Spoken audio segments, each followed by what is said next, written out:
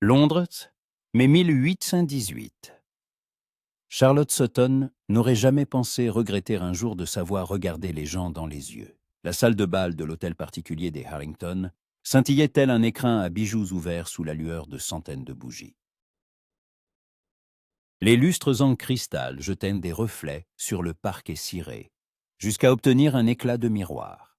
Des dames en soie et en velours tourbillonnaient dans une valse, leur rire résonnait comme de l'argenterie, et le parfum de l'eau de rose se mêlait à l'odeur de la cire et des parfums coûteux. L'orchestre jouait une mélodie légère, aérienne, sur laquelle il était facile d'oublier que l'on était une étrangère en ces lieux. Lottie se tenait près d'une colonne, légèrement à l'écart des danseurs, s'efforçant de ne pas se faire remarquer. Sa robe, modeste et d'un bleu marine profond, était la seule tache sombre au milieu d'un océan pastel de satin et de dentelle. Elle n'appartenait pas à ce monde. Elle n'était ici qu'une ombre. La dame de compagnie de Lady Beatrice Fitzwilliam, une veuve aux manies excentriques et à la langue acérée, qui avait insisté pour que Lottie l'accompagne au bal. « Tu resteras assise avec moi dans un coin, et tu veilleras à ce que je ne m'endorme pas », avait ordonné Lady Béatrice le matin même en enfilant ses gants, et à ce que je ne traite pas par inadvertance la duchesse de Devonshire de vieille harpie, bien qu'elle en soit une. Lottie sourit à ce souvenir. Lady Béatrice était impossible, mais d'une honnêteté indécente, une qualité que Lottie appréciait plus que les bonnes manières. À présent, sa protectrice était assise non loin, entourée de matrones, mais tout aussi respectables, et discutait du divorce scandaleux de quelqu'un. Lottie, quant à elle, observait le bal comme un spectateur au théâtre, avec intérêt, mais sans espoir de faire partie du spectacle. Elle avait 23 ans. Fille d'un pasteur de campagne, laissé sans ressources après la mort de son père. Un an plus tôt, elle était arrivée à Londres avec une lettre de recommandation et 5 livres en poche. Elle gagnait maintenant sa vie en tenant compagnie à de vieilles dames, en leur faisant la lecture, et en écoutant patiemment les récités de la grandeur passée de leur famille. Ce n'était pas la vie dont elle avait rêvé dans son enfance. Mais ce n'était pas non plus la pire des vies possibles. Quotseta. La voix de Lady Béatrice perça le brouhaha des conversations. Cotmin Lottie hocha la tête et se dirigea vers la table des rafraîchissements, se faufilant entre les couples qui revenaient de la piste de danse. Elle avait presque atteint son but lorsque quelque chose changea dans la salle. Les conversations s'éteignirent.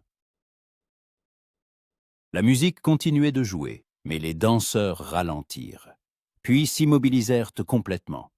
Toutes les têtes se tournèrent vers les hautes portes de la salle de bal. Sur le seuil se tenait un homme. Lottie ne savait pas qui il était, mais elle comprit qu'il était important, très important, à la façon dont tout le monde se figea autour d'elle. Même l'air semblait s'être épaissi. Il était grand, large d'épaules, vêtu d'un frac noir impeccablement coupé, d'une cravate blanche immaculée et d'un gilet orné d'une fine broderie d'argent. Ses cheveux sombres, légèrement ébouriffés, donnaient l'impression qu'il revenait d'une promenade à cheval. Son visage était sévère, aux traits fins, avec une ombre de barbe sur la mâchoire. Et ses yeux, même à distance, Lottie pouvait voir leur couleur. Un gris foncé, presque acier. Il balaya la salle du regard, et Lottie sentit une onde la parcourir. Un mélange d'admiration, de crainte, et de quelque chose d'autre qu'elle ne pouvait définir. « Ketnos » murmura quelqu'un à proximité avec déférence. « Le duc de Morland !» Lottie avait entendu ce nom. Il était impossible de ne pas l'entendre. Julian Cavendish, duc de Morland, l'un des hommes les plus riches et les plus influents d'Angleterre. On disait qu'il pouvait, d'un seul mot, détruire une réputation ou élever une famille. Qu'il avait des relations à la cour et au Parlement, que même le prince régent écoutait son opinion. On disait aussi qu'il était froid comme la glace et qu'il n'avait pas souri en public une seule fois au cours des 5 dernières années. Lottie le regarda avec curiosité. C'était donc lui, l'homme devant lequel tout le monde tremblait. Le duc s'avança, et la foule s'écarta devant lui comme la mer devant Moïse. L'hôte du bal, Lord Harrington, se précipita pour l'accueillir. Mais Morland se contenta d'un signe de tête sans s'arrêter. C'est alors que son regard se posa sur Lottie. Elle ne savait pas pourquoi. Peut-être parce qu'elle était la seule à ne pas le regarder avec une admiration béate. Ou peut-être parce qu'elle se trouvait sur son chemin vers la table des boissons. Leurs regards se croisèrent. Lottie ne baissa pas les yeux. Elle ne savait pas pourquoi. Par entêtement peut-être. Par curiosité. Ou simplement parce que personne ne lui avait appris les règles du jeu de la haute société. On ne regarde pas les ducs, on ne les contredit pas, et on ne croise certainement pas leurs regards, avec un intérêt aussi franc, comme si l'on étudiait un oiseau rare dans un jardin zoologique. Morland s'arrêta. Toute la salle retint son souffle. Lottie sentit ses joues rougir, mais elle continua de le regarder. Une surprise passa dans ses yeux, légère, presque imperceptible. Puis quelque chose d'autre, quelque chose qui ressemblait à de l'intérêt. Il fit un pas vers elle. Le cœur de Lottie fit un bond dans sa poitrine. « Pardonnez-moi, dit-elle la première, car le silence semblait encore plus gênant. Je crois que je suis sur votre chemin. » Un de ses sourcils tressaillit, presque imperceptiblement, mais Lottie le remarqua. Vraiment ? Sa voix était basse, veloutée, teintée d'une légère moquerie. Quoth Lottie cligna des yeux.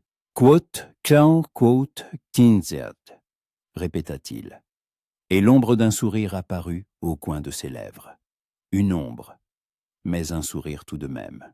Quoth, senlan quotiet. Lottie fit un pas de côté, sentant ses oreilles brûler. Quidi. Il passait à côté d'elle, mais s'arrêta de nouveau.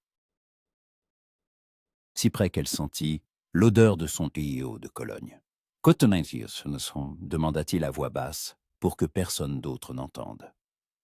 Lottie leva la tête. Il était plus grand qu'elle ne l'avait pensé, et il la regardait avec une attention si intense, comme si elle était une énigme qu'il tentait de résoudre. « Charlotte Sutton ?» répondit-elle, car mentir à ce moment-là lui parut plus stupide que de dire la vérité. Dame de compagnie de Lady Béatrice Fitzwilliam. Dame de compagnie, répéta-t-il songeur. Donc, pas une invitée. Non, votre grâce. Et pourtant, vous me regardez comme si j'étais votre égal. Cela fut dit sans colère, plutôt avec curiosité. Lottie esquissa un sourire, nerveux mais sincère. Eh bien, techniquement, nous sommes tous les deux sur le même parquet, dit-elle. Donc, en un sens, nous sommes égaux, du moins sur le plan vertical. Un silence s'installa. Lottie comprit qu'elle avait dit quelque chose qu'il ne fallait pas. Quelque chose de très, très déplacé. Mais au lieu du silence glacial ou du regard méprisant qu'elle attendait, le duc de Morland éclata de rire. Ce fut un rire discret, bref, mais sincère. Il ne dura qu'un instant, mais Lottie l'entendit. Et à en juger par les exclamations étouffées qui résonnèrent alentour, d'autres aussi l'avaient entendu. Sur le plan vertical, répéta-t-il en secouant la tête. Miss Sutton, vous êtes soit très courageuse, soit très sotte. Je n'ai pas encore décidé, avoua Lottie. Il sourit à nouveau, cette fois un peu plus largement. Lottie remarqua qu'il avait une petite cicatrice au-dessus du sourcil gauche, à peine visible. Elle se demanda d'où elle venait. « Dansez-vous » demanda-t-il soudain. Lottie fut décontenancée. « Oui, mais je ne suis pas ici pour danser, je travaille. » Vous êtes ici parce que votre protectrice boit de la limonade et jacasse avec ses amis, objecta-t-il. Je suppose que vous avez quelques minutes. Ce n'était pas une question. C'était une affirmation, prononcée avec l'assurance d'un homme habitué à ne jamais essuyer de refus. Mais Lottie, peut-être parce qu'elle en avait déjà trop dit, décida qu'elle n'avait rien à perdre. « Que te 35 » dit-elle poliment. « Que te 36 » Il pencha la tête, l'étudiant. « Vous craignez les commérages ? Je crains de me retrouver sans emploi. Et si vous n'aviez pas peur ?» Lottie réfléchit. « Alors, je suppose que je dirais oui. Je n'ai pas dansé depuis longtemps. » Son regard s'adoucit, à peine perceptiblement, mais tout de même. « Côte 41 » dit-il en lui tendant la main. « Côte 42 » Lottie regarda sa main. Elle était gantée de blanc, impeccable, comme tout en lui. C'était une idée terrible. Danser avec le duc de Morland, sous les yeux de toute la haute société londonienne. Elle, fille d'un pauvre pasteur, dame de compagnie sans un sou, mais ses yeux la regardaient avec une si légère moquerie, un tel défi, comme s'il savait qu'elle refuserait et qu'il était curieux de voir si elle en aurait le courage. Et Lottie n'avait jamais aimé refuser un défi. Côte 43. Accepta-t-elle en plaçant sa main dans la sienne. Ses doigts se refermèrent sur sa paume, chauds et assurés. Et à cet instant, Lottie comprit qu'elle avait commis une erreur. Non pas parce qu'il était duc, non pas parce que demain, toutes ces qui tous les salons de Londres en chuchotèrent, mais parce que lorsqu'il la conduisit sur la piste de danse, que sa main se posa sur sa taille et que la musique entama une nouvelle valse, quelque chose en elle chavira. Elle leva les yeux et croisa de nouveau son regard. Et cette fois, il ne fut pas le premier à le détourner. Ils commencèrent à danser. Morland dansait à la perfection, avec fluidité et assurance, la guidant comme s'il l'avait fait des centaines de fois. Lottie s'efforçait de ne pas lui marcher sur les pieds et de ne pas penser que tout le monde les regardait. Absolument tout le monde. « Que te 44 » remarqua-t-il. « Que te 45 » répondit Lottie. « Que te 46 » Que te 46 » Elle sourit malgré sa tension. « Que te 48 » Que te 49 » Que te 49 » Il sourit, un vrai sourire. Et Lottie remarqua combien son visage changeait. La froideur disparaissait. Et il devenait simplement un homme. Un homme beau et intéressant. Coteau Saint-Hilaire, dit-il. Coteau 50, coteau Peta, coteau Croix, objecta Morland.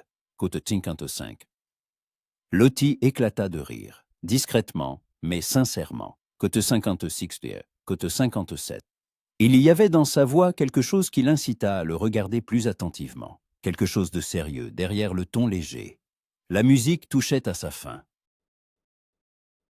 Lottie sentit sa main serrer un peu plus fort sa taille, un instant, pas plus, avant de la relâcher. Ils s'arrêtèrent. La valse était terminée. Morland s'inclina avec grâce, selon toutes les règles de l'art. Lottie répondit par une révérence, s'efforçant de ne pas tomber. « Je vous remercie pour cette danse, Miss Sutton, » dit-il. « C'était rafraîchissant. »« Rafraîchissant » répéta-t-elle, ne pouvant s'en empêcher. « Code 61, tire, » expliqua-t-il. « Code 62. » Lottie ne sut que répondre. Était-ce un compliment ou une simple constatation? « Code 63, dit-elle honnêtement. « Code 64, code 65, répondit-il. « Code 66. » Il se tourna pour partir, mais s'arrêta soudain et la regarda par-dessus son épaule. « Miss Sutton ? Oui, votre grâce ? Si jamais vous avez besoin d'un meilleur emploi que celui de dame de compagnie de Lady Béatrice, faites-le moi savoir. » Lottie cligna des yeux. « Vous me proposez un travail ? Je vous propose des possibilités, » dit-il avec un léger sourire. « Si vous êtes assez courageuse pour les saisir. » Sur ces mots, il partit, se fondant dans la foule. Lottie resta plantée au milieu de la salle de bal, sentant sa respiration revenir. Que venait-il de se passer? Miss Sutton? La voix de Lady Béatrice la ramena à la réalité. Où est-ce ma limonade? Et pourquoi dansez-vous avec Morland? Lottie se dirigea lentement vers sa protectrice, sentant encore le contact de sa main sur sa taille. Elle ne savait pas quoi répondre à la question de Lady Béatrice. Mais elle savait une chose, sa vie venait de changer. Et tout avait commencé par un simple regard. Le lendemain du bal commença par une catastrophe.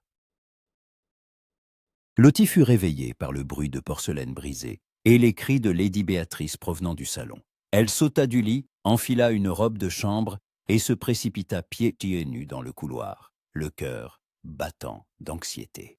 Code 75 et... Sa protectrice se tenait au milieu du salon, en bonnet de nuit et déshabillée de soie, brandissant un journal comme une arme. À ses pieds gisaient les débris d'une tasse de thé. Ce qui s'est passé? Lady Béatrice se tourna vers elle, et Lottie vit que les yeux de la vieille Sam brûlaient d'une juste colère. Coteau 77. Elle jeta le journal sur une petite table. Lottie s'approcha et lut le titre de la chronique mondaine. Le duc de Morland danse, Londres sous le choc. Qui est la mystérieuse beauté en bleu? Lottie sentit un frisson la parcourir. « Oh mon Dieu, oh mon Dieu !» répéta Lady Béatrice, sa voix montant d'une octave. Cotemano, Lottie s'assit lentement sur une chaise, sans quitter l'article des yeux. Elle parcourut rapidement le texte. « Kutondoka. Kutondach » murmura faiblement Lottie. « Kuteketcha » Lady Béatrice arpentait la pièce, son déshabillé flottant derrière elle. « Kutuwatanas kutoti » se défendit Lottie. « Kuteksetonnos kutega » Lottie pinça les lèvres. « Oui. » Peut-être pas assez. Mais quand Julian Cavendish la regardait de ses yeux gris, refuser était difficile. Lady Béatrice s'arrêta, croisa les bras et fixa Lottie intensément. « Dites-moi, dis-moi la vérité, ma petite. Que s'est-il passé entre vous et le duc ?»« Rien. » Lottie se leva d'un bond. « Cotigneur. » Lady Béatrice étudia son visage d'un long regard, puis renifla. « Eh bien, si c'est le cas... » Elle s'approcha de la fenêtre, écarta le rideau et regarda dans la rue. Il était à peine 8 heures du matin. Lottie s'approcha de la fenêtre et regarda. Devant la maison se tenait un carrosse, élégant, noir, avec un blason sur la portière. Même du 3e étage, Lottie reconnut ce blason, un lion et une couronne. Le blason des ducs de Morland. Son cœur bondit dans sa gorge. « Il est là? Pas lui. » Lady Béatrice secoua la tête. « Son serviteur, avec une lettre. Pour vous. Pour moi, pour vous. » Lottie se retourna lentement. Sur un plateau d'argent près de la porte reposait une enveloppe blanche, scellée à la cire avec le même blason. Elle s'approcha, prit la lettre de ses doigts tremblants et l'ouvrit. L'écriture était ferme, assurée, légèrement inclinée vers la droite. « Miss Sutton, j'espère que la soirée d'hier ne vous a pas causé de désagréments. Comme promis, je joins une lettre de recommandation pour Lady Béatrice. Au cas où elle jugerait votre danse inappropriée, je vous invite également à une promenade à Hyde Park aujourd'hui à 3 heures. Le temps s'annonce clément, et je serai ravi de poursuivre notre conversation. Si vous acceptez, mon carrosse vous attendra devant votre demeure. Avec mes respects et Morland. » Lottie relut la lettre 2 fois, n'en croyant pas ses yeux. Il l'invitait à une promenade. Le duc de Morland, elle. Alors, Lady Béatrice s'approcha, brûlant visiblement de curiosité.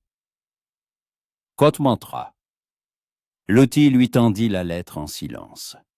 La vieille dame parcourut les lignes des yeux, et ses sourcils se haussèrent.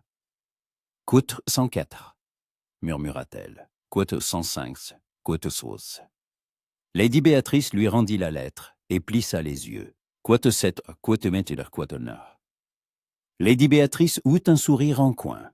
« Quote 110, » Lottie se rassit. Sentant une chaleur envahir ses joues, Cotier. Coutemientuise. L'interrompit Lady Béatrice. Vous avez du caractère, et une langue bien pendue, et vous n'avez pas eu peur de le regarder dans les yeux. Je ne savais tout simplement pas que je n'étais pas censé le faire. Tant mieux, sourit Lady Béatrice. Allez-y. Miss Sutton, promenez-vous avec le duc. Nous verrons bien ce qu'il en adviendra. Mais vous criez à l'instant que je vous avais déshonoré. Je criais avant de recevoir la lettre, répondit la vieille dame avec flegme. Maintenant, je vois que Morland vous a prise sous sa protection. Et avec un tel protecteur, ma petite, vous pouvez danser même avec le roi. Lottie secoua la tête, n'en croyant pas ses oreilles. Côté enfin, côté en vain. Lady Béatrice se dirigea vers la porte. Cuteton à 3 heures. De l'après-midi, Lottie se tenait devant le miroir, essayant de calmer le tremblement de ses mains. Sa robe était des teintes simples, une mousseline vert clair, avec une taille empire, et de courtes manches bouffantes, comme en portaient toutes les élégantes de Londres. À la taille, un ruban de satin était noué sous la poitrine. Elle avait rassemblé ses cheveux en un chignon simple, laissant quelques boucles encadrer son visage. Aucun bijou, à l'exception du petit médaillon de sa mère. Côte 23, dit Lady Béatrice en entrant dans la pièce. Quote 124. Quote 125. Murmura Lottie en ajustant ses gants. Quote 126. Acquiesça la vieille dame avec une ironie évidente. Quote 127 actes. Lottie lui lança un regard. Quote 128. Quote 129. Lady Béatrice s'approcha et ajusta le ruban de sa robe. Écoutez, ma petite. Morland est un homme complexe. Il a 43 ans. Il a beaucoup vu. Et il n'est pas du genre à céder aux impulsions. S'il vous a invité, c'est qu'il a une raison.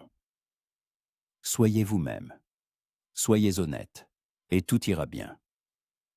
Et si je dis quelque chose de déplacé, alors vous découvrirez que les ducs aussi savent rire, sourit Lady Béatrice. Allez, il vous attend. Lottie descendit, son cœur battant si fort qu'elle craignait que les voisins ne l'entendent. Le carrosse était garé devant la porte, noir, laqué, tiré par 2 magnifiques chevaux. Le cocher ouvrit la portière à son approche. À l'intérieur se trouvait Julian Cavendish, duc de Morland. À la lumière du jour, il paraissait encore plus imposant. Il était habillé simplement, un habit gris, une chemise blanche, un pantalon sombre et de hautes bottes. Ses cheveux étaient légèrement ébouriffés par le vent. Sur son visage, une légère ombre de barbe ne faisait qu'ajouter à sa virilité. Mais le plus important, c'était en ses yeux. Gris, perçants, avec une légère malice au coin. Côte Quentin, il se leva, lui tendant la main pour l'aider à monter. « Je suis heureux que vous ayez accepté mon invitation. » Lottie prit sa main, chaude même à travers le gant, et monta dans le carrosse. « Je suis heureuse que vous n'ayez pas changé d'avis, votre grâce. Je change rarement d'avis, dit-il en s'asseyant en face d'elle, surtout lorsqu'il s'agit de quelque chose d'intéressant. » Le carrosse s'ébranla, et Lottie regarda involontairement par la fenêtre, observant les maisons défiler. « Côte 130 fois, se demanda-t-il. Elle se tourna vers lui. « Coutez-moi, Kouma. Coutez-moi, coutez-moi. » Il rit, brièvement, mais sincèrement. « Côté contre. Côté son quand si Lottie réfléchit. Côté son si, côté guéna. » Il se pencha en arrière, l'étudiant. « Si vous comptez continuer à danser avec des ducs. »« Je n'en ai pas l'intention, » objecta Lottie. « Vous êtes une exception. Pourquoi ? Parce que vous ne m'avez pas laissé le choix. » Ses lèvres se courbèrent en un sourire. « Vous auriez pu refuser. J'ai essayé. Pas avec assez d'insistance, cita-t-il Lady Béatrice, et Lottie renifla. Vous écoutiez aux portes? Non? Mais je connais Béatrice. Elle a dû vous passer un savon ce matin. Elle a brisé une tasse par terre. Alors vous vous en êtes tiré à bon compte, sourit Morland. Un jour, elle m'a jeté un vase. Pour quelle raison? Parce que j'avais qualifié son nouveau chapeau de ridicule. Lottie ne put s'empêcher de rire. Acquiesça-t-il sérieusement. Code 165.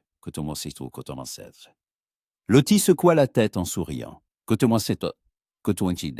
Il regarda par la fenêtre. Une note de chaleur, presque de tendresse, perçait dans sa voix. Lottie comprit que derrière le masque froid du duc se cachait un homme capable d'affection. « C'est une femme bien, » dit doucement Lottie, « même quand elle crie. »« Surtout quand elle crie, » acquiesça Morland. Le carrosse s'arrêta. Ils étaient arrivés à Hyde Park. Le cocher ouvrit la portière, et Morland sortit le premier, puis tendit la main à Lottie. Elle la prit et descendit. Le parc était magnifique. Le soleil de mai inondait les allées d'une lumière dorée. Les marronniers étaient en fleurs, leurs chandelles blanches éclatantes, et l'air sentait l'herbe fraîchement coupée et les roses. Des couples se promenaient chientent sur les sentiers, des enfants courraient avec des cerceaux, et au loin, on entendait le hennissement des chevaux. « C'est magnifique, » murmura Lottie. « Oui, » Morland lui offrit son bras. « Allons nous promener. » Ils marchèrent le long d'une large allée, lentement, sans se presser. Lottie essayait de ne pas prêter attention aux regards que leur jetaient en les passant. Certains saluaient le duc avec respect, d'autres les dévisageaient ouvertement. « Êtes-vous toujours aussi calme sous le regard des autres ?» demanda-t-elle. « J'y suis habitué. » Répondit-il simplement. « Quand on est duc, on vous regarde, toujours, même chez soi. Ce doit être épuisant. Parfois. Mais il y a aussi des avantages. » Lesquels? Il la regarda avec un sourire en coin. « Par exemple, je peux inviter une jolie jeune femme à se promener, et personne n'osera nous déranger. » Lottie rougit. « Je ne suis pas jolie, Miss Sutton. » Morland s'arrêta et se tourna vers elle. Quoth antataso. Lottie resta figée, ne sachant que répondre. Personne ne lui avait jamais dit de telles choses, pas de cette manière, pas avec une telle assurance et une telle franchise.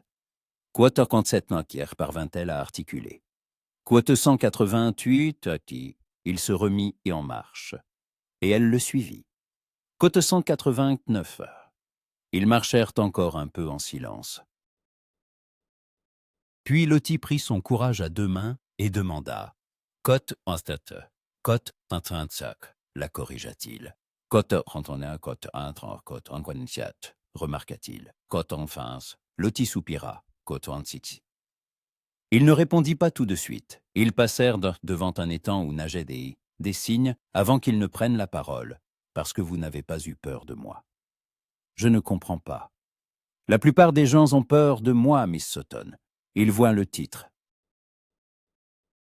le pouvoir, l'argent, et ils reculent. Ou ils flattent, ou ils essaient de m'utiliser. Vous m'avez regardé comme si j'étais simplement un homme qui se trouvait sur votre chemin. C'était rafraîchissant. Vous l'avez déjà dit hier, parce que c'est la vérité. Lottie se mordit la lèvre. Mais vous êtes simplement un homme.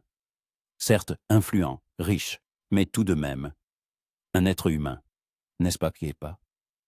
Il s'arrêta et la regarda longuement. Cote 203. Cote 204. Dit-elle doucement. Cote 205. Ses yeux s'adoucirent. Lottie, répéta-t-il comme s'il goûtait le nom. Cote 207. Et quand il sourit, d'un vrai sourire chaleureux, Lottie comprit qu'elle était en train de tomber amoureuse. Et c'était une très très mauvaise chose. Les 3 jours suivants, Lottie les passa dans un état étrange, entre le rêve et la réalité. Julien envoyait des fleurs, chaque matin. Pas d'énormes bouquets vulgaires comme ceux qu'arboraient les riches, mais des compositions délicates. Des roses blanches avec de la lavande, des narcisses avec des brins de menthe, des pivoines avec de la fougère. Chaque bouquet était accompagné d'un mot, court mais personnel. Côte 208, côte de Nia, côte d'un. Lady Béatrice observait ce défilé de bouquets avec une joie mal dissimulée. Côte de Naz, déclara-t-elle le 3e jour, en mordant dans son toast au petit déjeuner. Côte Tosco, côte d'Oros. Lottie tentait de garder son calme, mais sentait ses joues s'enflammer. La politesse, c'est d'envoyer des fleurs une fois. 3 jours de suite, c'est une intention. Lady Béatrice plissa les yeux. Vous lui plaisez, ma petite, vous lui plaisez sérieusement. C'est impossible. Nous nous connaissons à peine. Morland n'a pas besoin de beaucoup de temps pour savoir ce qu'il veut. La vieille dame but une gorgée de thé. Il a toujours été décidé, même dans sa jeunesse. Je me souviens qu'à 25 ans, il a s'abattu 3 vicomtes aux cartes en une soirée et a acheté un domaine en Écosse avec ses gains. Lottie ne put s'empêcher de sourire. Côte d'Inde. Lady Béatrice devint pensive, regardant par la fenêtre où une légère pluie tombait. Côte de Vince, dit-elle enfin. Côte de vie, couton vos, couton sos, dit Lady Béatrice doucement, avec tristesse. Côte 24. Lottie sentit son cœur se serrer. Côte de vin, côte de vise. Acquiesça Lady Béatrice. Côte de vos 27. Lottie resta silencieuse, digérant ce qu'elle venait d'entendre. Elle comprenait maintenant l'ombre dans ses yeux, cette prudence dans ses gestes. Il avait construit des murs autour de lui pour ne plus jamais ressentir la douleur. « Pourquoi me racontez-vous cela ?» Lady Béatrice la regarda droit dans les yeux. « Parce que vous êtes la première femme en 15 ans à qui il envoie des fleurs 3 jours de suite. La première qu'il invite à une promenade. La première avec qui il danse en public. Vous avez réveillé quelque chose en lui, ma petite. Et je veux que vous sachiez à quoi vous avez affaire. À un cœur brisé, dit doucement Lottie. À un cœur qui a peur de revivre, la corrigea Lady Béatrice. Mais il semble qu'il soit en train de le faire, malgré tous ses efforts pour l'éviter. On frappa à la porte. Une femme de chambre entra avec une autre enveloppe sur un plateau. « Miss Sutton, une lettre pour vous. » Lottie prit l'enveloppe. Le blason de Morland. Elle brisa le sceau de ses doigts tremblants. Côte 234. Lottie leva les yeux vers Lady Béatrice. Côte 236. Côte 236. La vieille dame joignit les mains. Côte 237. Côte 238. Côte 239. Lady Béatrice se leva avec une énergie qu'une jeune fille de la moitié de son âge lui aurait enviée. « Vous avez 6 heures pour vous préparer. Il nous faut une nouvelle robe. » De toute urgence. Je n'ai pas d'argent pour une nouvelle robe, mais moi si. Lady Béatrice se dirigea résolument vers la porte. Pensez-vous que je vais laisser ma dame de compagnie apparaître dans la loge du duc de Morland dans une vieille mousseline? Jamais de la vie. Préparez-vous, nous allons chez la modiste. 6 heures plus tard, Lottie se tenait devant le miroir et ne se reconnaissait pas. La robe était d'un vert émeraude profond, une couleur riche qui faisait paraître ses yeux bruns encore plus grands. Le tissu était une fine soie, qui tombait gracieusement, avec une taille haute sous la poitrine, soulignée par un ruban brodé d'or. De courtes manches bouffantes laissaient ses épaules découvertes, et le décolleté, bien que modeste, était élégant. De longs gants blancs et un châle doré complétaient la tenue. « Vous ressemblez à une véritable dame, » dit Lady Béatrice avec fierté. « Personne n'osera douter que vous êtes digne de vous asseoir à côté d'un duc. » Lottie se tourna vers elle, les larmes aux yeux. « Pourquoi faites-vous cela? Pourquoi dépensez-vous votre argent? Votre temps pour moi? Lady Béatrice s'approcha et lui prit les mains. Côte ton satin. Lottie déglutit, une boule dans la gorge.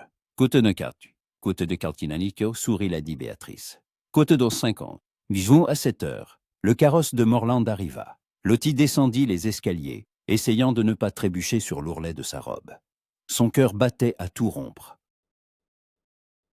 La portière du carrosse ne fut pas ouverte par un serviteur, mais par Julien lui-même. Il se figea en la voyant. Son regard parcourut sa silhouette, lentement, appréciateur, et s'attarda sur son visage. Dans ses yeux gris passa une lueur sombre, brûlante, qui coupa le souffle à Lottie. « Côte Terranas » murmura-t-il. « Côte 162 » Il ne termina pas sa phrase. Il lui tendit simplement la main pour l'aider à monter. Lottie monta dans le carrosse, sentant sa peau brûler sous son regard. « C'est mal. » Ne put-elle s'empêcher de demander quand il s'assit à côté d'elle. « Côte 104 » la corrigea-t-il, la voix rauque. « Côte 10 » elle rougit jusqu'à la racine des cheveux. « Merci. Cette robe est un cadeau de Lady Béatrice. Rappelez-moi de la remercier. » Julien se pencha en arrière, mais sans la quitter des yeux. Bien que, j'avoue, j'aurais préféré que vous portiez un sac. Pourquoi? Parce que j'aurais eu plus de facilité à me concentrer sur la pièce, sourit-il. Et maintenant, je ne suis pas sûr de pouvoir détacher mon regard de vous. Lottie ne savait que répondre. Julien flirtait, ouvertement, sans sous-entendu. Et c'était excitant. Le carrosse s'ébranla. Lottie regarda par la fenêtre, observant les rues de Londres défiler dans la lumière du soir. « Je ne suis jamais allée au Théâtre Royal, » avoua-t-elle. « Vraiment? Vraiment. Les billets sont trop chers pour les gens comme moi. » Julien fronça les sourcils. « Alors je suis heureux de pouvoir y remédier. » Ils arrivèrent au théâtre 20 minutes plus tard. Le bâtiment était majestueux. Colonnes, marbre, dorure. Devant l'entrée, une foule se pressait. Des dames en soie et diamants, des messieurs en fras noirs. Quand Julien sortit du carrosse et tendit la main à Lottie, les conversations cessèrent. Tous les regards étaient tournés vers eux. Lottie sentit ses oreilles rougir. Elle prit sa main et sortit, s'efforçant de se tenir droite, comme Lady Béatrice le lui avait appris. « Ignorez-les » dit doucement Julien en plaçant sa main sur son bras. « Ils sont simplement jaloux. » « De quoi ? » ?»« Du fait que j'accompagne ce soir la plus belle femme de Londres. »« Vous me flattez trop, » murmura Lottie. « Je ne flatte pas. Je constate des faits. » Il la guida à l'intérieur. Le foyer du théâtre était encore plus somptueux que l'extérieur. Velours rouge, stucs dorés, immense, sans, immense miroir. Les lustres brillaient de 1000 feux. L'odeur des parfums coûteux se mêlait à celle de l'eau de sauce et de rose. Les gens s'écartaient sur leur passage, s'inclinaient, chuchotaient. Lottie voyait les regards, curieux, envieux, réprobateurs. « Qui est-ce qu'est-ce ? D'où sort-elle ? C'est un scandale. » Julien ne semblait rien remarquer. Il la conduisait à travers la foule vers l'escalier menant aux loges. Mais à mi-chemin, une voix les arrêta. Côte 265. Lottie se retourna. Une femme d'une trentaine d'années descendait vers eux, grande, belle, dans une robe bordeaux parsemée de grenats. Ses cheveux blonds étaient coiffés en une coiffure complexe, et ses lèvres étaient maquillées. Elle souriait, mais son sourire n'atteignait pas ses yeux. Lady Victoria. Julien s'inclina, mais sa voix était froide. Côte 267. Côte 268. Lady Victoria laissa son regard glisser sur Lottie, et ce regard contenait tout. Mépris, curiosité, hostilité. Côte Sainte Côte Tounessias présenta Julien. Côte Tonente ou Côte de Tonessa. Lottie fit une révérence. Côte Théa. Lady Victoria sourit plus largement. Côte 284. Sa voix était empreinte d'une moquerie à peine dissimulée par la politesse. Les journaux exagèrent, répondit calmement Lottie. Oh, je n'en doute pas. Lady Victoria se tourna vers Julien. Dis-moi, mon cher, n'as-tu pas oublié notre dîner mardi prochain? Cela fait si longtemps que nous ne nous sommes pas vus. Je m'en souviens, dit sèchement Julien. Mais je crains d'avoir d'autres projets. Le sourire de Lady Victoria se figea. Vraiment? Oui, je suis pris. Quel dommage. Elle regarda de nouveau Lottie, et une lueur de colère passa dans ses yeux. J'espère que vous passerez une bonne soirée, Miss Sutton. Le théâtre royal n'est pas un endroit pour les novices. On peut facilement s'y perdre, ou faire un faux pas. Sur ces mots, elle tourna les talons et s'éloigna, le froufroutement de sa robe résonnant dans le foyer. Lottie expira. Côte tangoe, te tient. Julien la guida plus haut dans l'escalier. Une veuve très riche avec l'ambition de devenir duchesse. Elle veut vous épouser? Elle le voulait. J'ai refusé. Quand? Il y a 3 ans. Elle ne s'en est toujours pas remise. Lottie voulut en demander plus, mais ils arrivèrent à la loge. Julien ouvrit la porte, la laissant passer. La loge était somptueuse. Fauteuils de velours, balustrade dorée, vue imprenable sur la Seine. En bas, la salle se remplissait. L'orchestre accordait ses instruments. Côte 300. Julien désigna un fauteuil près de la balustrade. Lottie s'assit et il prit place à côté d'elle, si près que leurs épaules se touchaient presque. Côte toi tour, dit-il doucement. Côté toi traînant, côté toi sens, remarqua Lottie. Côté transi. Acquiesça Julien. Côte 372. Côte 377. Il la regarda longuement. Côte 377. Côte 379. La question lui échappa avant qu'elle ne puisse la retenir. Julien se pencha plus près, si près qu'elle sentit son souffle sur son visage. Côte 310, murmura-t-il. Côte 311. Lottie oublia comment respirer. Ils se regardaient, et le monde autour d'eux, le théâtre, les gens, le bruit, disparut. Il ne restait que d'eux et cette attraction folle qui pulsait entre eux. Julien leva la main et Lottie pensa qu'il allait toucher son visage. Mais au lieu de cela, il prit sa main gantée et la porta à ses lèvres. Le baiser fut léger, presque immatériel, mais Lottie le sentit dans tout son corps. « Je suis heureux que vous soyez venu, » murmura-t-il. « Moi aussi, » expira-t-elle. Les lumières de la salle s'éteignirent. Le rideau se leva. La pièce commença. Mais Lottie ne pouvait se concentrer sur la sienne. Toute son attention était rivée sur l'homme à côté d'elle, sur sa main qui tenait toujours la sienne, sur la chaleur de son corps, sur la façon dont il se penchait de temps en temps vers elle, pour commenter quelque chose, ses lèvres frôlant presque son oreille. Et quand, à la fin du premier acte, il ne lâcha pas sa main, Lottie comprit que l'irréparable s'était produit. Elle était tombée amoureuse. Désespérément, follement, éperdument amoureuse du duc de Morland, et elle n'avait pas la moindre idée de ce qu'il fallait faire. Le matin suivant le théâtre, Lottie se réveilla avec un sourire aux lèvres. Allongée dans son lit, elle regardait les reflets du soleil au plafond et se remémorait la soirée précédente. La pièce qu'elle avait à peine regardée, la chaleur de la main de Julien dans la sienne. Son rire discret a une réplique particulièrement réussie. La façon dont il se penchait pour lui murmurer quelque chose, ses lèvres frôlant presque son oreille. Elle passa ses doigts sur sa paume, celle qu'il avait tenue toute la soirée, et sentit son cœur chavirer. C'était de la folie. Une folie absolue, incroyable. Mais elle ne pouvait l'arrêter. On frappa à la porte. Côte 314. La voix de Mary, la femme de chambre, semblait agitée. Côte 3. Lottie s'habilla rapidement d'une simple robe du matin en mousseline gris clair, à taille empire et manches courtes bouffantes, arrangea ses cheveux à la hâte et descendit. Lady Béatrice était assise à table, lisant le journal, un sourire satisfait aux lèvres. Côte 300. La vieille dame posa le journal et désigna la chaise en face d'elle. « Asseyez-vous, ma petite. Déjeunez et lisez. »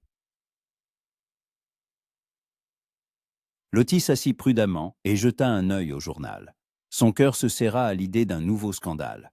Mais le titre était « Inattendu ». Cote 3-18. Elle parcourut rapidement le texte. L'article était étonnamment mesuré. L'auteur écrivait que le duc de Morland, connu pour sa froideur et son exigence, montrait enfin de l'intérêt pour une femme. Lottie n'était pas mentionnée comme une aventurière, mais comme une quote 3. Quote 3, avoua Lottie. Quote 3. Lady Béatrice lui tendit un autre journal. Quote 3. Dans cet article, le ton était plus acerbe. Quote 3. Lottie se sentit glacée. Quote 4. Lottie reposa lentement le journal, sentant son estomac se nouer. Quote 325. Quote 326 out. Renifla Lady Béatrice en beurrant son toast. Quote 300, côté 300, côté 300. Lady Béatrice éclata de rire. Quote 300. Lottie voulait y croire, mais l'anxiété ne la quittait pas. Et s'il décide que je ne vaux pas ce scandale? Lady Béatrice la regarda fixement. Alors il n'est pas l'homme que je croyais. Mais je connais Julien depuis son enfance, et je ne l'ai jamais vu regarder quelqu'un comme il vous regarde. Il ne reculera pas, même si tout Londres se met en travers de son chemin. Avant que Lottie ne puisse répondre, on frappa à la porte. Madame Fitzwilliam. Le majordome apparut à l'entrée de la salle à manger. Quote 304. Lottie s'étouffa avec son thé. Lady Béatrice posa lentement sa tasse, et une lueur prédatrice passa dans ses yeux. Tiens, donc.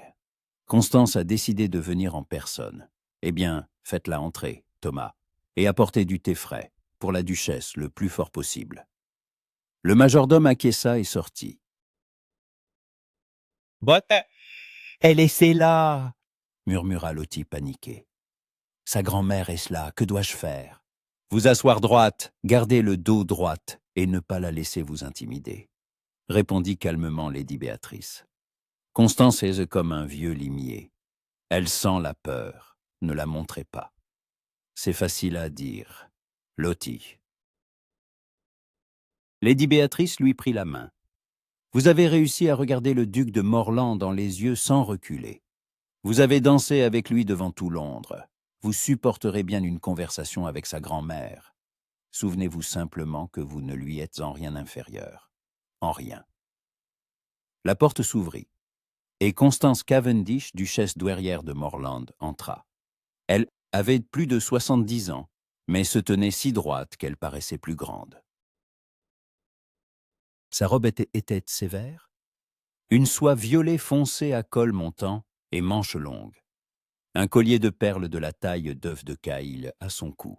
Ses cheveux étaient coiffés sous un bonnet de dentelle. Son visage était mince, aristocratique, aux traits acérés et aux yeux gris et froids, les mêmes que ceux de Julien, mais sans la chaleur.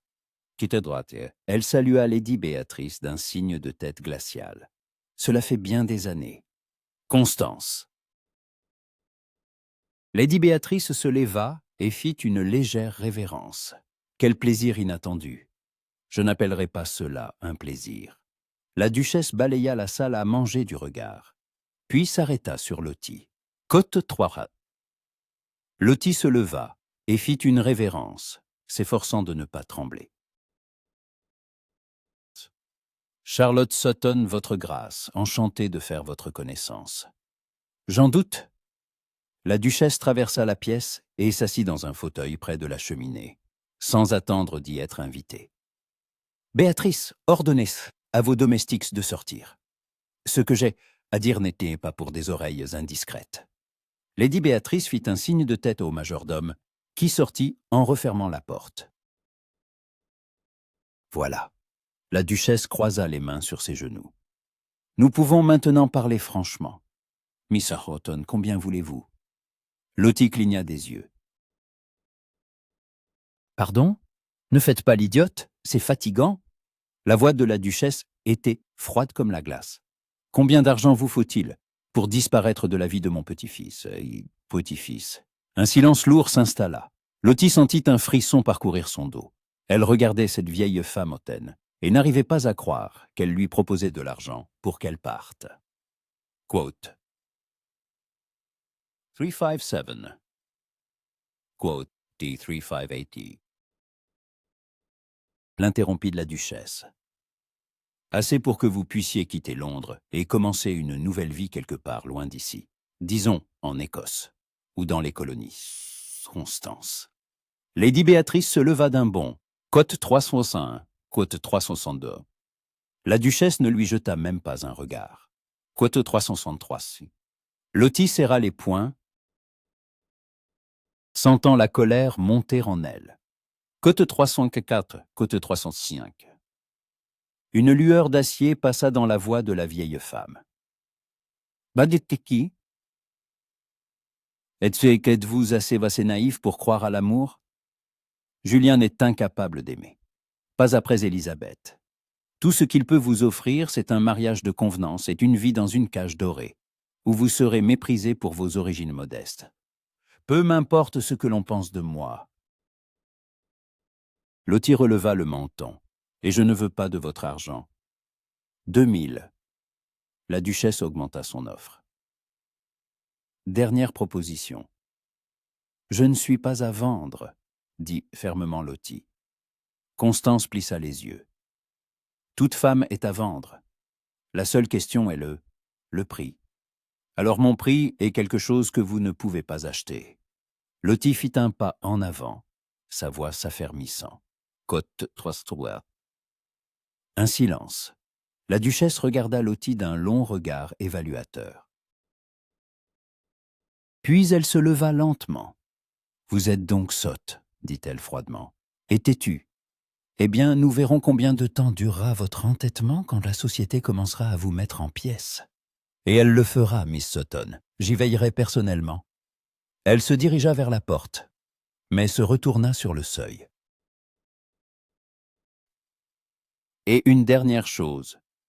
Julien ne vous pardonnera pas si vous lui brisez le cœur. Il a déjà vécu cela une fois. Il ne le supportera pas une seconde fois. »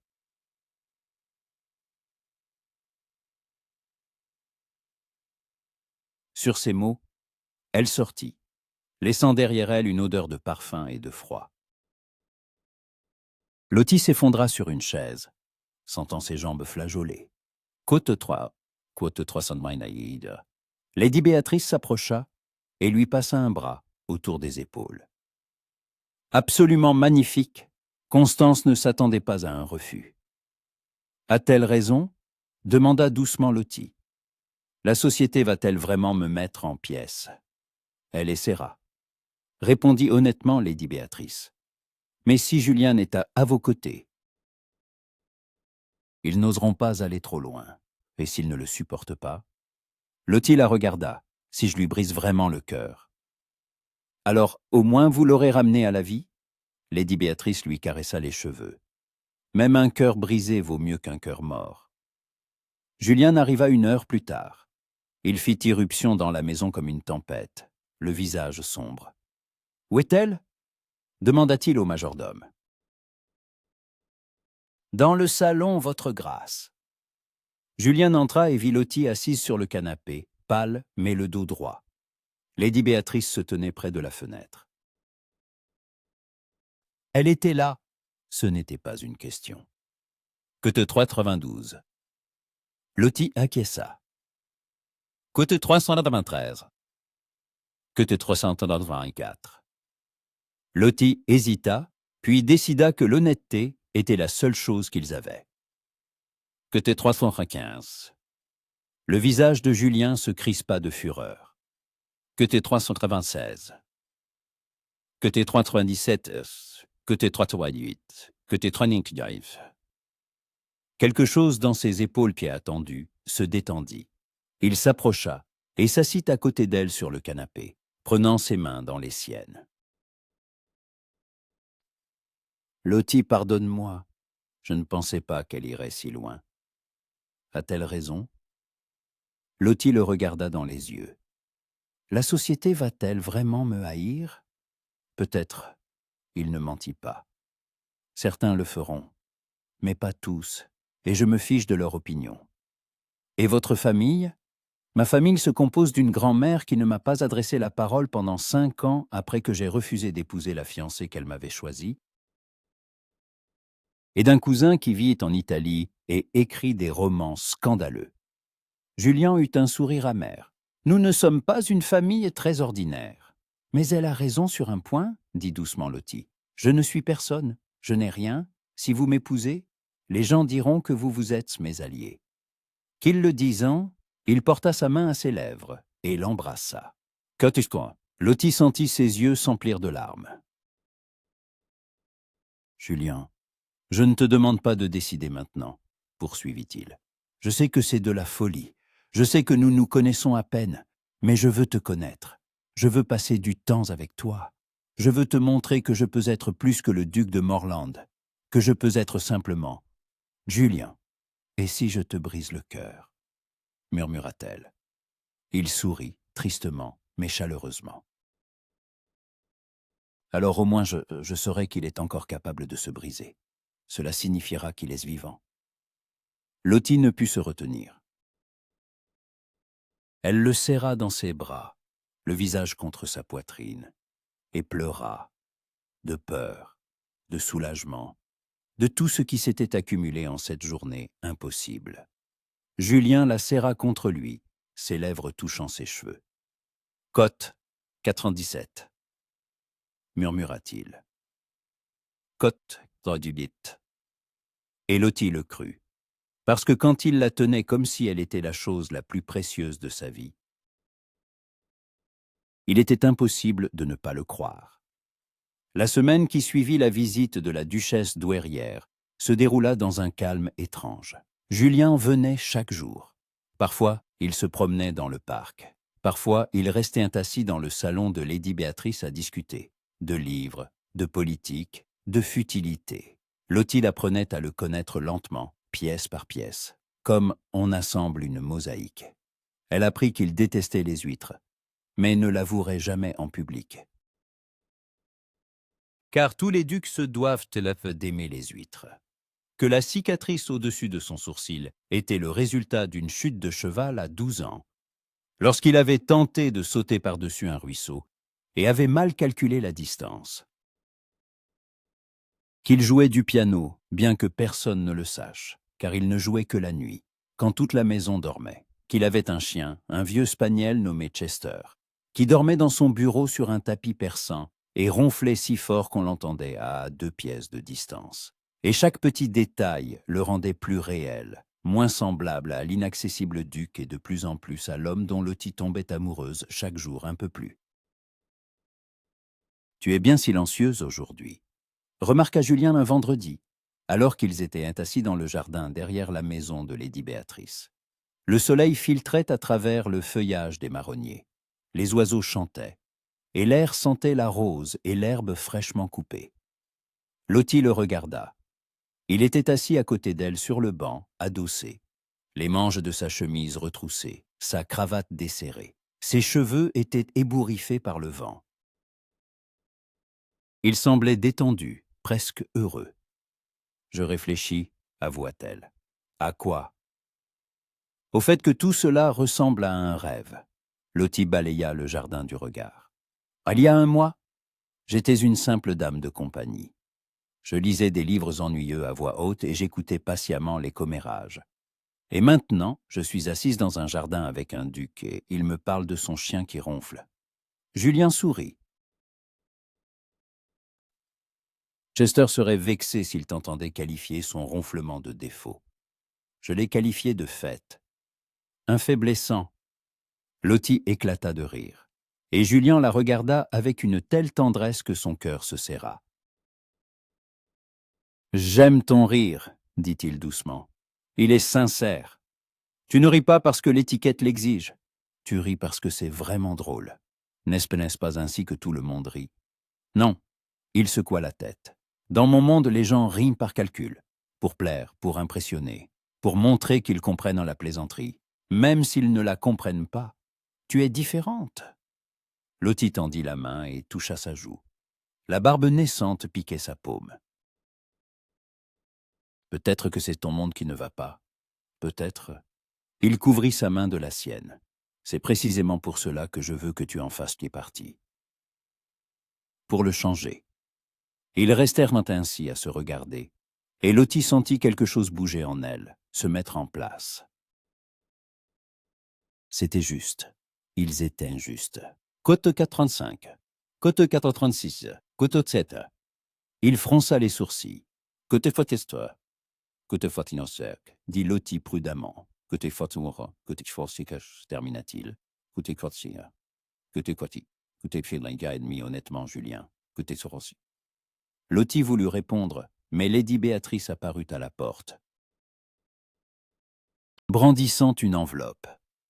Côte 4-6, annonça-t-elle solennellement. Côte 4, Julien et Lottie échangèrent un regard. Côte 4, répéta-t-il songeur. Côte 4. Côte 405, demanda Lottie. Côte 415, expliqua Lady Béatrice. Côte 405. Côte 453, ajouta sombrement Julien. Côte 403. Lottie pâlit. Côte 406. Julien se leva et se mit à arpenter le jardin. Côte 466, côte 400, dit Lottie avec détermination. Côte 405. Objecta Lady Béatrice. Que de quoi tintinos? Julien s'arrêta et regarda Lottie. C'est à toi de décider. Je ne te forcerai pas. Lottie réfléchit. Elle pouvait refuser. Continuer à se cacher dans le monde sûr du jardin et des rares promenades. Mais cela ne résolvait pas le problème. Tout homme ou tarda, ils devraient en affronter la société. Mieux valait le faire maintenant, à leurs propres conditions. Nous irons, dit-elle, sa voix plus assurée qu'elle ne le sentait. Les jours suivants se passèrent en préparatifs. Lady Béatrice endossa le rôle de mentor. Elle enseigna à Lottie les règles de l'étiquette à table. Quels couverts utiliser, quand parler, quand se taire, comment répondre aux pics sans perdre sa dignité. Souvenez-vous, disait-elle sévèrement, votre meilleure arme, c'est le calme. Ils essaieront de vous déstabiliser. Ne cédez pas. Souriez, soyez poli, et ne montrez jamais que leurs paroles vous touchent. Et si je n'y arrive pas? Demanda Lottie, examinant la rangée de couverts disposés sur la table pour l'entraînement. Côte 465. Lady Béatrice lui tapota l'épaule. Vous avez déjà tenu tête à la duchesse douairière. Après cela, un dîner est un jeu d'enfant. Le choix de la robe fut long. Lady Béatrice insista pour qu'elle soit élégante, mais pas provocante. Côte 478, expliqua-t-elle. Côte 438. Finalement, elles optèrent pour une robe en velours bleu marine à taille empire, soulignée par un ruban brodé d'argent. De courtes manches bouffantes laissant les épaules découvertes, et la jupe tombait en plis souples. De longs gants blancs et un châle argenté complétaient la tenue. Quand Lottie l'enfila et se regarda dans le miroir, elle se reconnut à peine. La jeune femme, dans le reflet, ressemblait à une dame, une vraie dame. Code 469, dit Lady Béatrice avec fierté. Code 469. Et elle avait raison. Lorsque le carrosse de Morlan arriva le samedi soir et que Julien sortit pour aider Lottie à monter, il se figea en la voyant. « C'est côté 4, expira-t-il. « Écoute mon set, côte-quas, tenta-t-elle de plaisanter. Mais sa voix tremblait de nervosité. « Côté 104, dit-il sérieusement en prenant sa main. « Côté 409. » Dans le carrosse, il ne lâcha pas sa main de tout le trajet. Lottie sentait la chaleur de ses doigts à travers le gant et essayait de calmer les battements effrénés de son cœur. « Que te concesse das » remarqua-t-il. « Que te concerne-t-il » ? Que te concerne-t-il ? Elle le regarda. À la lumière des lanternes qui filtraient dans le carrosse, son visage semblait sérieux, inquiet. « Code 479 » dit-elle fermement. Côte 400, côte 400, qu'il se pencha plus près. Côte 400, le carrosse s'arrêta. Ils étaient arrivés. L'hôtel particulier des Harrington scintillait de 1000 feux. Devant l'entrée, des carrosses, des serviteurs en livrée, des dames en soie et diamants. Lottie sentit son estomac se nouer de peur. Julien l'aida à descendre, et immédiatement tous les regards se tournèrent vers eux. Les conversations cessèrent. Plusieurs dames se couvrirent la bouche de leur éventail en chuchotant. Les hommes regardaient avec un intérêt non dissimulé. Côte 4 dit doucement Julien en la guidant vers l'entrée. « Ne regarde que moi !» Ils montèrent les marches. Un majordome les accueillit à la porte.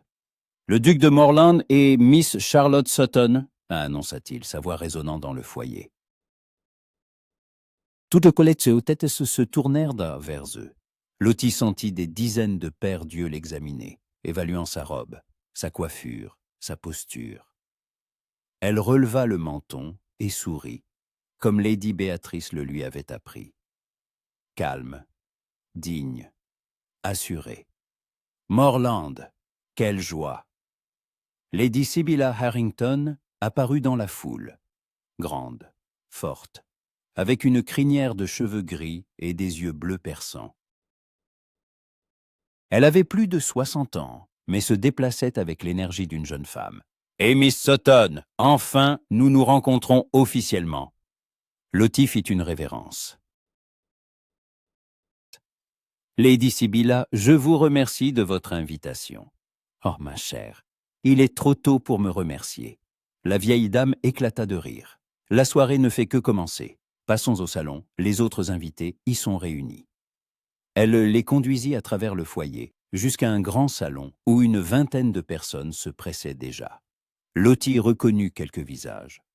La vicomtesse Chelmsford se tenait près de la cheminée, vêtue d'une robe écarlate, et les regardait avec une hostilité mal dissimulée. « Voici nos vedettes de la soirée !» annonça Lady Sibylla à voix haute, et tout le monde se tut. « Je pense que vous avez tous entendu parler du duc de Morland et de sa charmante compagne. Faisons donc plus ample connaissance. » Le défilé des présentations commença. Lottie serrait des mains, souriait, répondait aux questions. Certains étaient bienveillants. Le comte de Westmoreland, un gentleman âgé aux yeux bons, dit qu'il était heureux de voir Morland heureux. Lady Elizabeth Grayson, une jeune veuve, se plaignit d'envier Lottie et de souhaiter trouver elle-même un homme aussi intéressant. Mais il y en avait d'autres. Côte 4 demanda une dame avec une douceur feinte. Côte 4 répondit calmement Lottie. Côte Woston, côte Christmas. La femme sourit, mais ses yeux restèrent froids. Côte honte, côte Kiar, intervint Julien, sa voix glaciale. Côte 500, la femme rougit et recula. Le dîner fut une épreuve. Lottie était assise à côté de Julien, s'efforçant de se souvenir de toutes les leçons de Lady Béatrice. Les bons couverts, les bons sujets de conversation, la bonne posture. Elle se sentait comme une actrice sur scène, jouant un rôle. Miss Sutton lui adressa l'homme en face, le vicomte Barrymore, cote 502, cote 503, répondit prudemment Lottie. Cote 504. C'était un piège. Lottie le sentait. Si elle répondait intelligemment, on l'accuserait d'être trop intelligente pour une femme. Si elle disait qu'elle ne savait pas, on la traiterait d'ignorante. Mais elle décida d'être honnête. « Cote 506, » dit-elle calmement. « Cote 506. » Un silence. Le vicomte la dévisagea. « Cote 507. Cote fianton, cote fiance. » Remarqua le comte de Westmoreland avec approbation. « Cote 510. » Julien sourit, serrant la main de Lottie sous la table.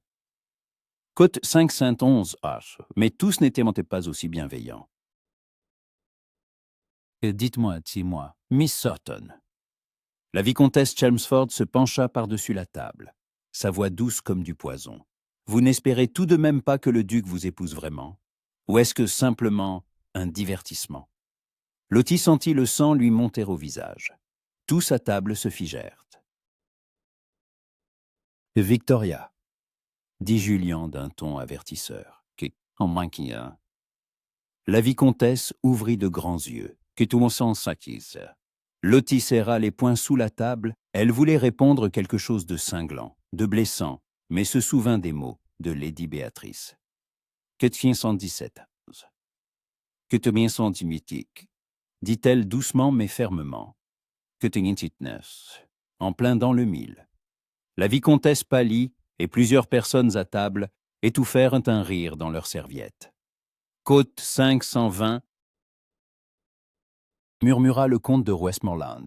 Après le dîner, les invités se dispersèrent dans les salons. Julien emmena Lottie dans le jardin d'hiver, une petite pièce aux immenses fenêtres, remplie de plantes. « Tu as été magnifique, » dit-il en fermant la porte derrière eux. « Absolument magnifique. » Lottie s'assit sur un banc, sentant la tension quitter son corps. « Que te moins 23 » avoua-t-elle. « Que te 54 » Julien s'assit à côté d'elle et lui passa un bras autour des épaules. « Que te 525 » Que te 526 Elle le regarda.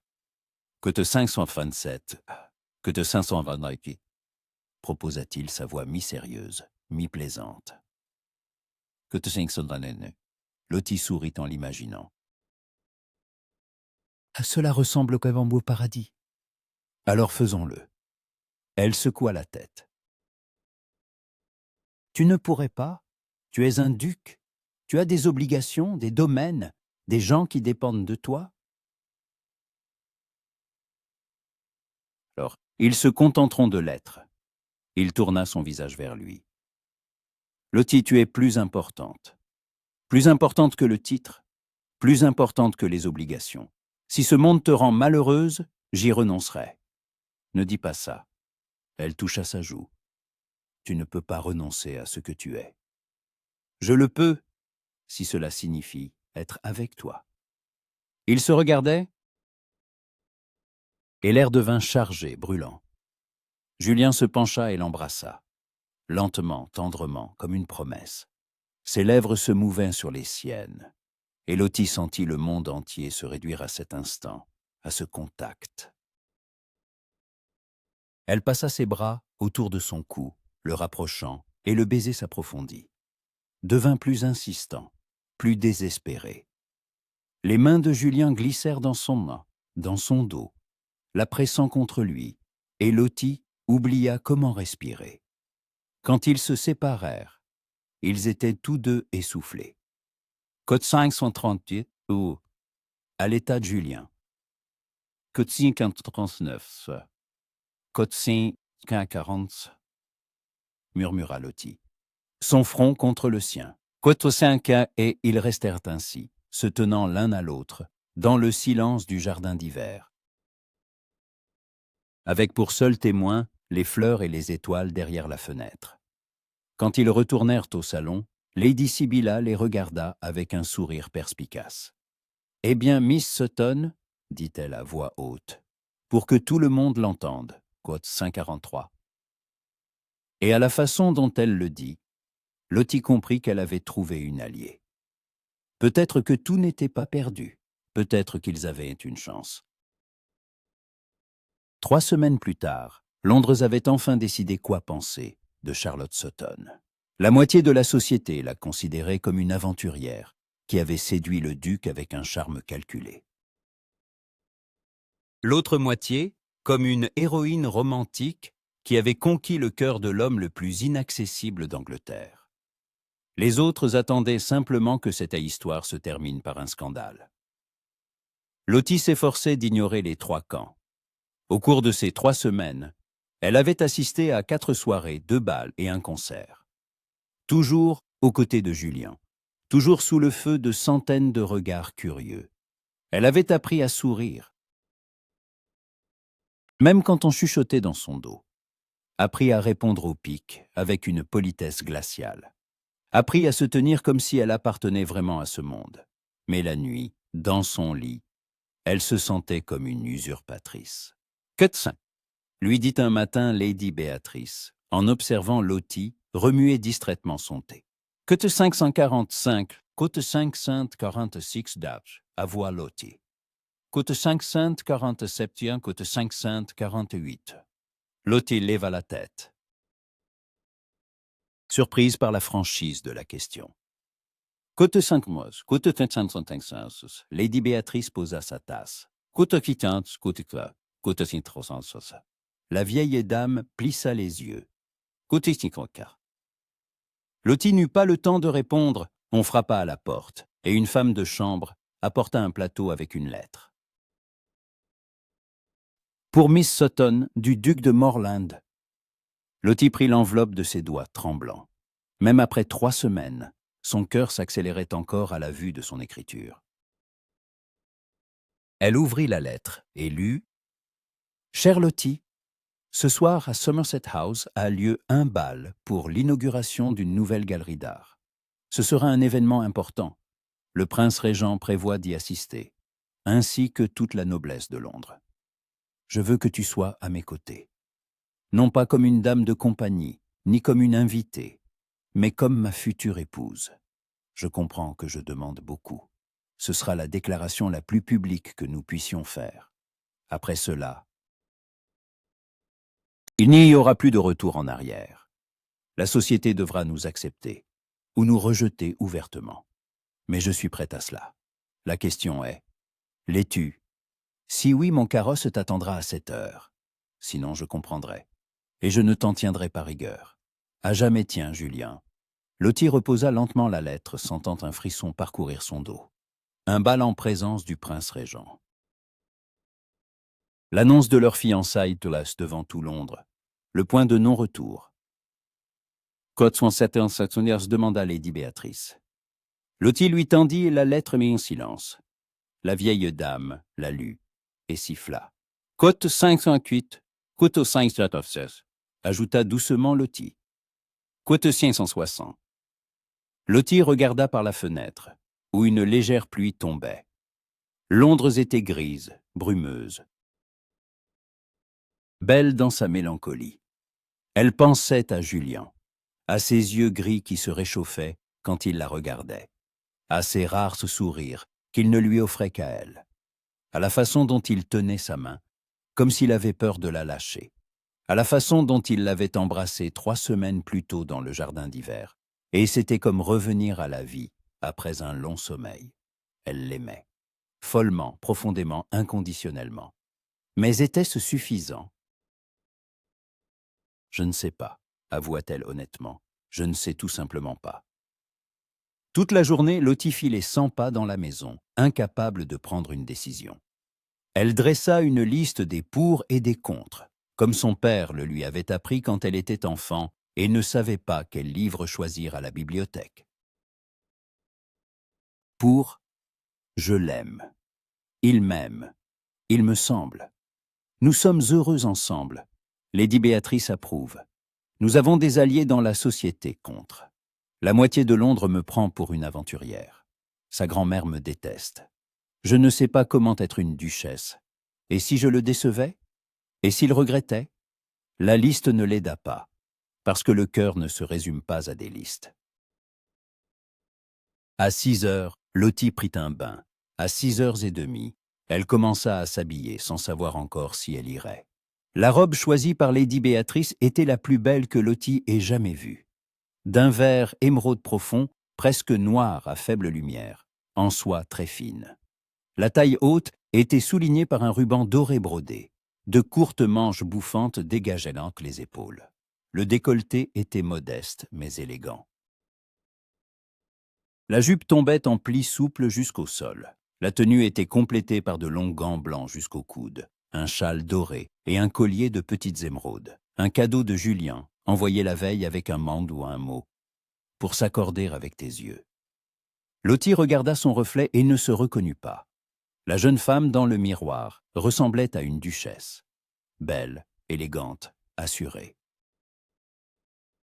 Mais à l'intérieur, Lottie était toujours cette jeune fille, fille de pasteur, arrivée à Londres 1 an plus tôt avec 5 livres en poche. Que ton sens soit, Lady Béatrice se tenait à la porte, le visage empreint de fierté. Cotoxian. Que te 566, murmura Lottie. Que te société. La vieille dame s'approcha et lui prit les mains. Mais vous savez quoi? Le courage. Ce n'est pas l'absence de peur, c'est la capacité d'agir malgré elle. Et si je n'y arrive pas, alors n'y allez pas, dit simplement Lady Béatrice. Julien comprendra, il ne vous en voudra pas. Mais je m'en voudrais à moi-même. Lottie ferma les yeux. Toute ma vie, je me demanderai, Cotcat. Vous voyez, sourit Lady Béatrice.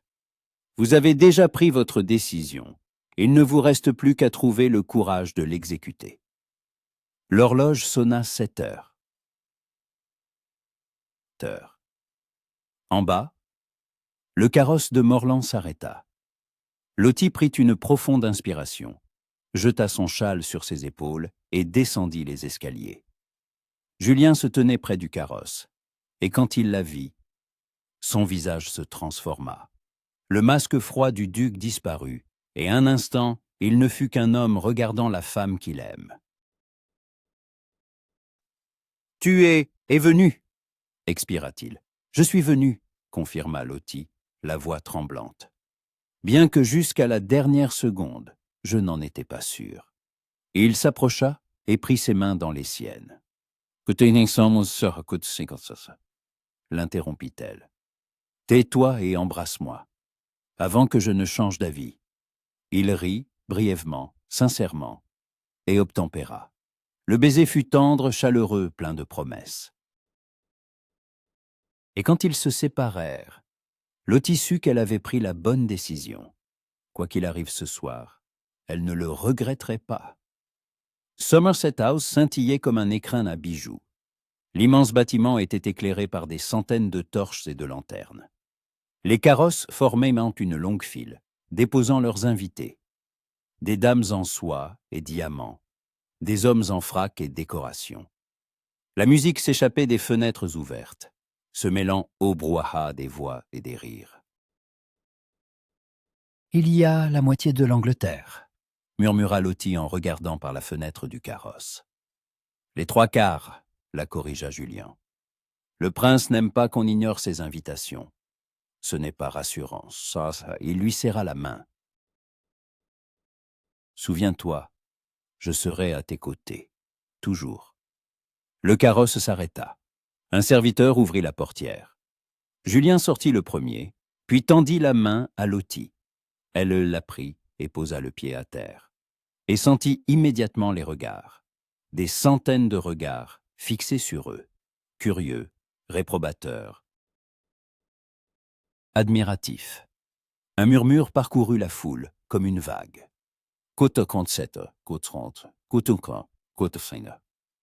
Lottie releva le menton et sourit, calme, digne, comme une duchesse. Ils montèrent sur les marches. Le majordome annonça « La grande salle se figea. Lottie balaya l'espace du regard. De hauts plafonds aux stucs dorés, d'immenses lustres, des colonnes de marbre. Les murs étaient maints couverts de tableaux. La nouvelle collection pour laquelle le bal était donné. Des centaines d'invités en tenue de soirée. Un orchestre sur une galerie. Et au centre, sur une estrade, le prince régent, corpulent, le visage débonnaire, vêtu d'un uniforme brodé d'or. Julien conduisit Lottie à travers la salle. La foule s'écartait sur leur passage. Certains hochaient la tête en signe de salut. D'autres se détournaient ostensiblement. Ils s'approchèrent du prince, du prince. Julien s'inclina. Lottie fit une profonde révérence. « Votre Altesse, » dit Julien, « je vous remercie de votre invitation. »« Morland !» Le prince sourit. « Ravi de vous voir. Et voici, je suppose, la jeune personne dont tout Londres parle. Oui, Votre Altesse, Miss Charlotte Sutton. Le prince examina Lottie d'un regard attentif, puis son sourire s'élargit. Charmante, absolument charmante. Morland, vous avez bon goût. Je sais, Votre Altesse. Et le mariage, c'est pour quand? Un silence. Toute la salle retint son souffle, attendant la réponse. Julien regarda Lottie. Dans ses yeux, une question. « Es-tu prête ?» Lottie acquiesça d'un signe de tête à peine perceptible. « Côte Sixtinte en course », dit fermement Julien. « Côte Sixtinte 2 ». Une explosion de murmures parcourut la salle. Le prince éclata de rire. « Côte Sixtinte 3 ». Tous les regards étaient tournés vers Lottie. Des centaines de pères dieux, attendant sa réponse. Elle pouvait refuser. Dire qu'elle n'était pas prête. Demander du temps. Mais quand elle regarda Julien, cet homme fier, fort, brisé, qui risquait tout pour elle, elle comprit que sa réponse était décidée depuis le moment où elle avait croisé son regard pour la première fois à ce bal. « Oui, Votre Altesse, » dit-elle clairement, pour que tout le monde l'entende. « Côte Occident 5. » Le prince applaudit. « Côté bien 106. » La musique commença. Julien tendit la main à Lottie et elle y plaça la sienne. Ils s'avancèrent au centre de la salle. Tout le monde s'écarta, formant un cercle. « Côte Sixtante demanda doucement Julien. « Côte Sixtante 8 répondit-elle. Ils commencèrent à danser. La valse était lente, fluide. Julien la guidait avec assurance, et Lottie le suivait, sans quitter son visage des yeux. La salle y était bondée, mais elle ne voyait que lui. « Côte Sixtante 9 demanda-t-il à voix basse. « Côte Sixtante 10 Côte Sixtante 11 la corrigea-t-il sa voix empreinte de tendresse. « Côte Sixtante 12 Côte Sixtante 13 Côte Sixtante 14 dit-il simplement. « Côte Sixtante 15 » Lottie sentit les larmes lui monter mon fial aux yeux. Côté Tianki, il rit. Côté dit, côté Séti. Elle sourit à travers ses larmes. Côté 619 vite. La musique touchait à sa fin. Julien la rapprocha, enfreignant toutes les règles de la bienséance, et lui murmura à l'oreille « Merci ». Pourquoi? De ne pas avoir eu peur, d'avoir choisi de m'aimer. « Tu étais le seul choix possible », répondit-elle doucement. La valse se termine. La salle explose à un applaudissement, sincère, bruyant. Tout le monde n'applaudissait pas, bien sûr. Lottie vit la duchesse douairière Constance, le visage de pierre près d'une colonne. La vicomtesse Chelmsford avait ostensiblement quitté la salle. Mais la majorité applaudissait. Et c'était suffisant. Le reste de la soirée se passa dans un tourbillon de félicitations. Le comte de Westmoreland serra la main de Julien et lui dit qu'il était heureux de le voir ainsi. Lady Sibylla Harrington serra Lottie dans ses bras et lui murmura « Vous avez réussi, ma petite. Vous avez gagné. » Même le prince régent vint les féliciter personnellement et promit d'envoyer un cadeau de mariage. Mais le moment le plus important fut lorsqu'une dame âgée en robe gris foncé s'approcha d'eux. Lottie la reconnut immédiatement, la duchesse douairière Constance. Julien se tendit, mais sa grand-mère leva la main pour l'arrêter. « Cotoise 26 heures », dit-elle froidement. « Côte Sixat, côte 6 siesta, côte 6 soti. » Elle regarda longuement Lottie, côte 629. Ce n'étaient pas des excuses, ce n'était pas une acceptation, mais c'était quelque chose. « Je vous remercie, votre grâce. » Lottie fit une révérence. La duchesse hocha la tête et s'éloigna, laissant derrière elle une odeur de lavande et de dignité. « Que t'es 631 » murmura Julien. « Que t'es 632 soirs » le corrigea Lottie. « Que t'es 633 » Ils quittèrent le Pommus Finenter le bal vers minuit. Dans le carrosse, Julien attira Lottie contre lui, et elle posa sa tête sur son épaule, se sentant à la fois fatiguée et heureuse. « Que te 634 » demanda-t-elle doucement. « Que te 635 » répondit-il en l'embrassant sur la tempe. « Nous trouvons une maison, nous construisons une vie. Ça a l'air simple. » « Ce ne sera pas simple, dit honnêtement Julien. Il y aura des difficultés. Il y aura des gens qui ne nous accepteront jamais. Il y aura des jours où tu regretteras de t'être lié à un duc aussi têtu. »« Je le regrette déjà, » plaisanta Lottie. Il sourit. « Mais tu sais quoi ?» Il tourna son visage vers lui. « Je serai là, dans les bons et les mauvais jours. Quand tu douteras, je serai ton soutien. Quand tu tomberas, je te rattraperai. Je te le promets. » « Et je te promets de ne pas te laisser redevenir de glace, » répondit Lottie. « Je te taquinerai, te provoquerai, te ferai rire. Je te forcerai à ressentir. Toujours. »« Mon Dieu, je t'aime » expira-t-il et s'il l'embrassa. Longuement, profondément, avec la promesse de tout ce qui les attendait. Lorsque le carrosse s'arrêta devant la maison de Lady Béatrice, Julien ne la lâcha pas tout de suite. « Une dernière chose, » dit-il en sortant une petite boîte de sa poche. « Je devais le faire correctement. » Il ouvrit la boîte. À l'intérieur se trouvait une bague en or, avec une grosse émeraude entourée de petits diamants. « Quote 640 et tous, » dit doucement Julien. « Quote 649 tas. » Lottie regarda la bague, incapable de parler. « Quote 650 hommages. » Julien prit sa main. « Oh, quote 651. » Quote 652. Murmura Lottie à travers ses larmes. Code 653. Il lui passa la bague sous doigt. Elle lui allait parfaitement, comme si elle avait été faite pour elle. Code 654, moi, dit-il en souriant.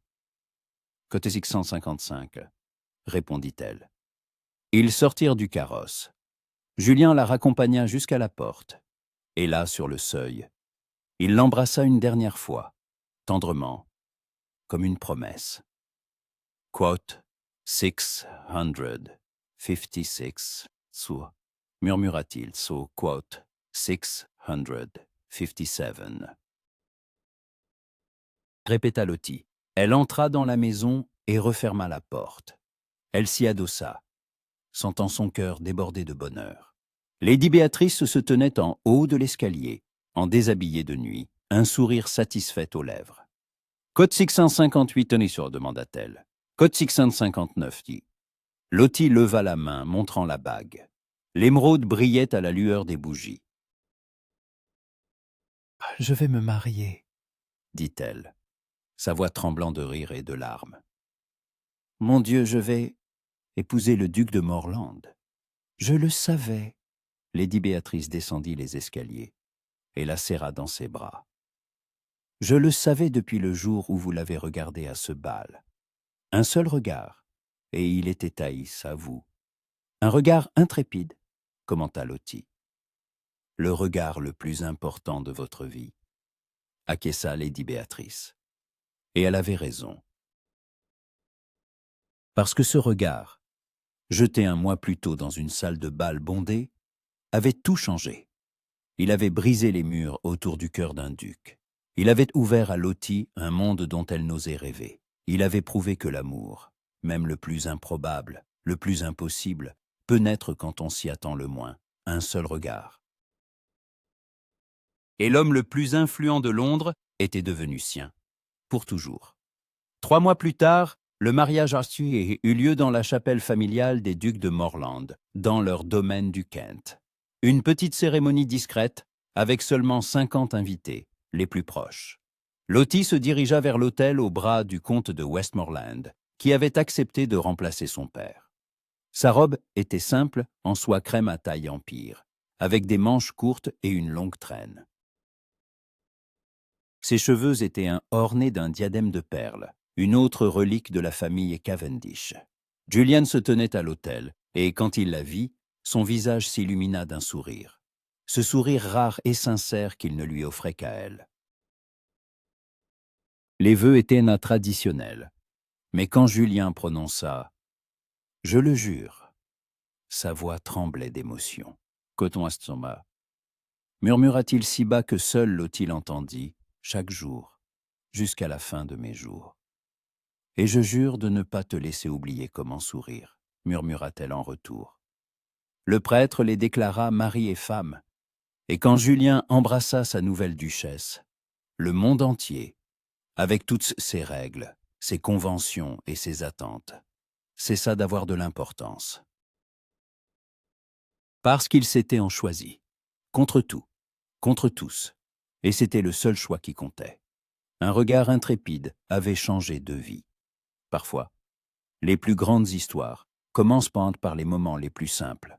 Un regard à travers une salle de bal bondée, une danse qui n'aurait pas dû avoir lieu, un choix qui semblait insensé. Mais l'amour est toujours un peu insensé, et c'est là toute sa magie.